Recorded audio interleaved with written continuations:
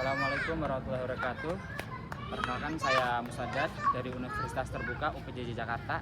Insyaallah di sini saya akan melakukan praktikum IPA, yaitu ekosistem pada lingkungan sekitar yang ada. Ekosistem darat di sekitar sekolah, lingkungan sekolah. Di sini tujuan dari praktikum ekosistem darat yaitu bertujuan untuk mengenal dan memahami komponen biotik dan abiotik yang ada di sekitar sekolah, serta mengetahui bagaimana keduanya saling berhubungan untuk menjaga keseimbangan lingkungan.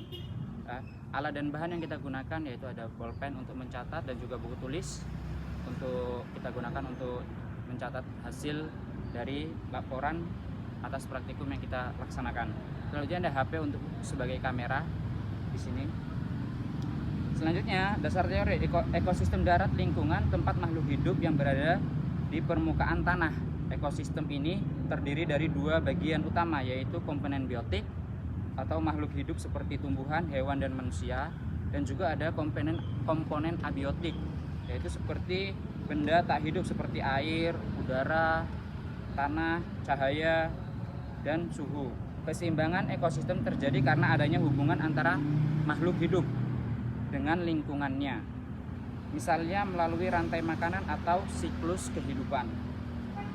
Selanjutnya, langkah dan kerja yaitu kita menentukan tempat untuk kita jadikan sebagai praktikum, lalu mengamati jenis tumbuhan dan hewan yang hidup di lokasi tersebut seperti yang ada di sini, kita akan mengamati nantinya. Selanjutnya, mencatat faktor lingkungan seperti suhu, cahaya matahari, dan kondisi lingkungan atau kondisi tanah yang ada di tempat yang akan kita gunakan untuk praktik. Selanjutnya, mengamati foto sebagai bukti hasil pengamatan. Dan terakhir, kita membuat kesimpulan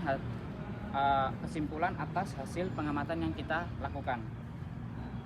Selanjutnya, di sini seperti kita lihat, di sini ada tumbuh-tumbuhan, ada rumput, ada tanah, ya, dan juga ada pepohonan yang dia hidup. Namun di sini untuk cuacanya agak mendung. Ya.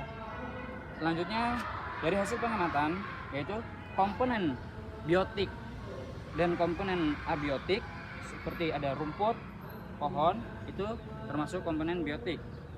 Lalu di sini juga ada komponen abiotik seperti ada bebatuan, tanah-tanahan di sini seperti itu termasuk komponen abiotik. Selanjutnya, berdasarkan interaksi yang teramati yaitu di sini kalau kita lihat di bawah sini tuh ada kayak semut. Ada seperti semut di sini di bawah sini nih. Ini ada semut, ya. Semut itu tugasnya apa di sini? Di sini di siklus ini semut itu mencari makanan di sekitar rumput. Seperti ini ada semut nih kecil. Dia akan selalu mencari makanan di sekitar rumput. Ya. Di sini juga nanti ada tuh seperti burung.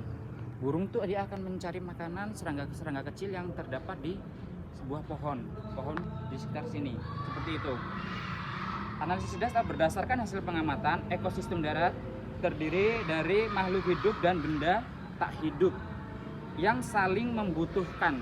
Jadi berhasil dari hasil pengamatan saya yaitu ada dari hasil pengamatan ekosistem darat yang saya lakukan yaitu ada dua makhluk hidup yang saling membutuhkan antara makhluk hidup dan juga makhluk tak hidup. Tumbuhan memerlukan air, tanah, dan sinar matahari untuk tumbuh. Begitupun juga sedangkan hewan bergantung pada tumbuhan atau hewan lain untuk makanannya, untuk sebagai makanan.